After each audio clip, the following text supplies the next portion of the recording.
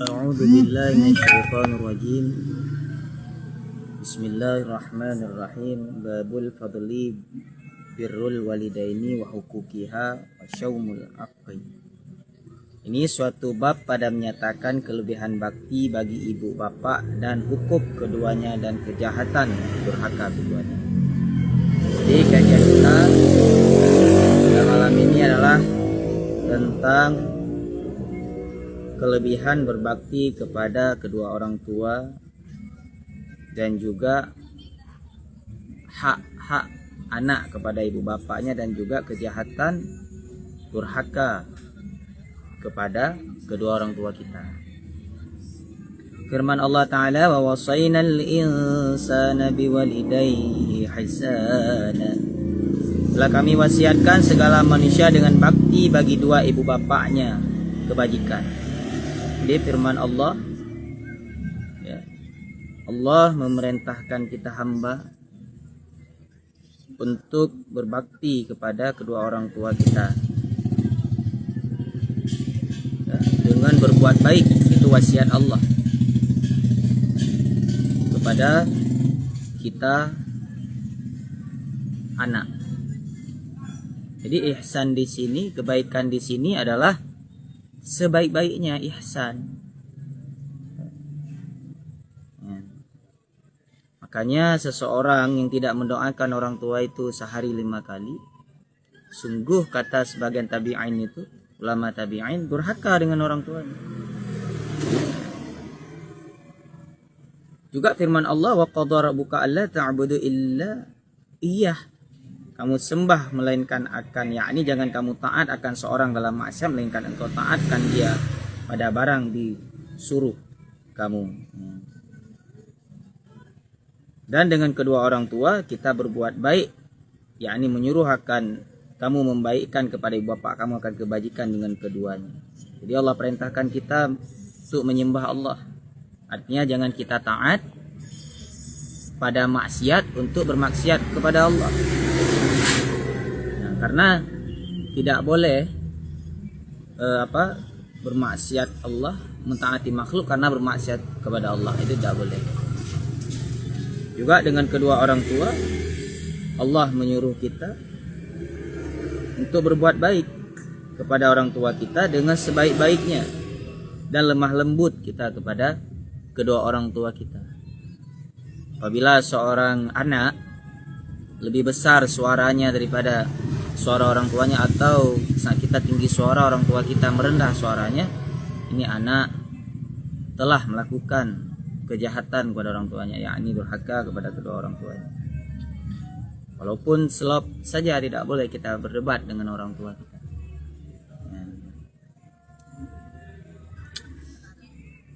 Amma yablughanna indakal kibar, orang tua kita udah sampai berumur, udah tua, atau salah satu keduanya, ibu kita yang tua atau bapak kita, fala taqul uffi wala tanharhuma wa qul lahumā qawlan karīmā. Enggak boleh kita berkata bagi orang tua kita ah itu adalah kalang di bawah kuku, sangat keji dia. Kalau ada perkataan itu yang lebih yang lebih durhaka, itu ada yang lebih kecil lagi daripada kata sungguh durhaka dengan orang tua. Maka kalau durhaka dengan orang tua ini langsung Allah balas di dunia, nggak ada tunggu anak prehle tengok, nggak tunggu besok lagi. Jadi kalau dosa yang lain nggak dibalas langsung, ya. Tapi kalau dengan orang tua langsung Allah balas. Ya, nggak pernah kita melihat orang yang menyimpang dengan orang tuanya hidupnya bahagia. Maka kalau kita hendak anak kita berbakti kepada kita, hendaklah kita berbakti kepada kedua orang tua kita. Bagaimana sayang kau kepada anakmu, begitu juga orang tua kita butuh sayang kita masih kecil. Dan cakaplah perkataan yang lemah lembut kepada kedua orang tua kita. Wafil lahuma junaha dulla minar rahmah.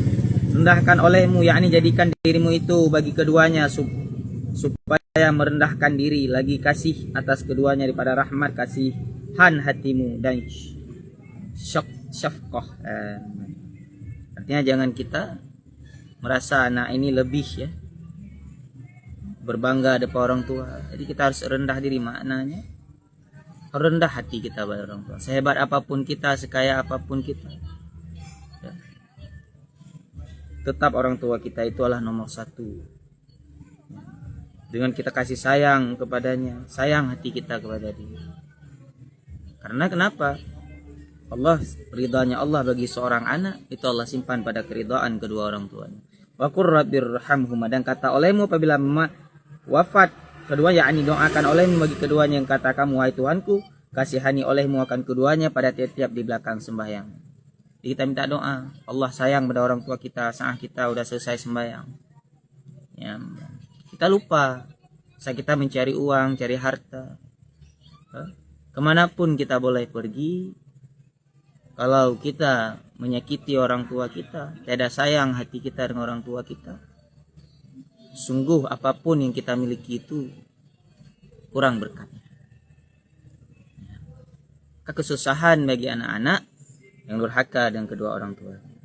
Jika kita minta ampun kepada orang tua kita ketika hidup keduanya, dan kemudian daripada orang tua kita telah meninggal, kita doakan, kama rabbayana shaghira, sebagaimana orang tua kita, ya, sebagaimana orang tua kami, ya Allah, telah menjaga kami di waktu kami masih kecil hingga besar kita. Coba bayangkan, tidak ada yang lebih sayang kepada kita makhluk ini melainkan ibu dan bapak kita. Kadang sampai tua pun kita masih dicuci pakaian oleh orang tua kita. Kayak andai saja menanggung beban yang ditanggung oleh ibu dan ayah kita, sungguh gunung pun tidak sanggup menanggung keduanya. Maka balaskan keduanya pada kami dengan ampun bagi keduanya, ya Allah. Ini doa kita. Daripada tabi'in berkata, ia barang siapa mendoa bagi dua ibu bapaknya pada tiap hari 5 kali, maka saya telah menaikkan hak keduanya. Jadi kata para tabi'in, kita berdoa kepada orang tua kita sehari 5 kali tiap-tiap kita selesai sholat, kita telah menunaikan hak orang tua kita. Juga firman Allah, ya, maka syukurkan olehmu, ashkuruli wali walidaika, syukurkan olehmu bagiku dan bagi kedua orang tuamu. Syukur bagi Allah dengan sembahyang sehari semalam 5 waktu. Syukur bagi orang tua dengan kita berbakti kepadanya. Dan daripada Ibnu Abbas radhiyallahu anhuma katanya, tiada diberi mukmin baginya dua ibu bapaknya, maka berpagi-pagi ia padahal membaikkan kepada keduanya, melainkan dibukakan Allah baginya 2 pintu daripada syurga. Dan tiada, jadi kata Ibnu Abbas, saat kita pagi-pagi kita berbuat baik dengan orang tua kita, mengkhidmat melayani orang tua kita dengan baik, dengan lemah lembut, baik dengan harta, dengan makanan, apapun itu, maka Allah bukakan pintu syurga kepada kita. Dan tiada murka akan dia oleh seorang pada keduanya, maka tiada ridha Allah Ta'ala hingga diridai, kata orang. Dan jika ia zalim, katanya, jika zalim sekalipun, tiada ridha Allah kepada kita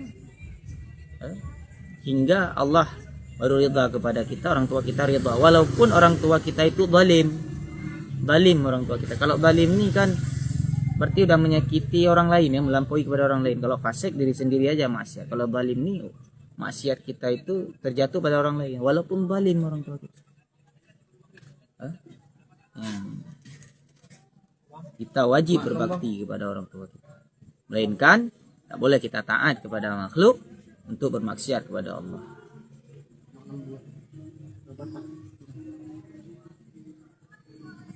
Dan pada Umar katanya, datang seorang laki-laki kepada Nabi SAW, sembuh ia. Aku bergendak perang sabil, katanya. Adakah hidup ibu bapa engkau? Katanya, bahkan sabdanya, maka dalam keduanya jihad, dan dikhidmatkan keduanya seperti pahala jihad. Dia ada seorang itu, riwayat Sayyidina Umar, datang kepada Nabi Muhammad Rasulullah, mau ikut perang sabil. Ditanya oleh Nabi, masih hidup ibu bapa engkau? Masih, ya Rasulullah. Maka khidmatlah, layanilah orang tuamu, itu Allah berikan pahala jihad. Coba bayangkan, mau pergi jihad aja kita harus ada izin orang tua. Karena dengan kita ada orang tua tuh, dengan berkhidmat pada orang tua, Allah berikan pahala jihad kepada kita. Itu hebat orang tua itu. Dari riwayat Ibnu Hakim, daripada bapaknya, daripada neneknya, sembuh aku ya Rasulullah, siapa yang aku baktikan? Sabdanya, ibu engkau. Sembuhku, kemudian siapa? Sabdanya, bapak engkau. Kemudian maka akrab. Jadi ada orang bertanya Rasulullah, ya Rasulullah, siapa yang saya berbakti, saya berbuat baik? Ibumu, kemudian bapakmu, kemudian baru kerabat kita. Berarti kerabat di situ masuk adik kita, abang kita kandung, kerabat ibu kita. Semua kita berbuat bakti, berbuat baik kepada mereka. Makanya dalam agama ini Rasulullah SAW adalah menjadi bapak ayah bagi kita umat ini. Kenapa? Singkat kita berak saja, buang hajat kecil, buang hajat besar, kencing, berak, Nabi sudah mengatur makan, minum. Kan begitulah Nabi itu saking sayangnya kepada kita umatnya, gitu ya. Wallahu a'lam. Sedikit lagi kata faqih. Dan seorang faqih, ulama faqih, ahli fikih rahimahullah taala, jikalau tiada menyebut Allah taala dalam kitabnya, hormatkan keduanya, tiada wasiatkan dengan keduanya, niscaya adalah diketahui dengan akal bahwasanya hormat bagi keduanya wajib. Kalau Allah enggak menyebut dalam Quran itu hormat kepada orang tua, berbakti kepada orang tua, berbuat baik kepada orang tua. Ya, saya berbuat bakti di sini berarti bukan cuma kita berbuat baik saja.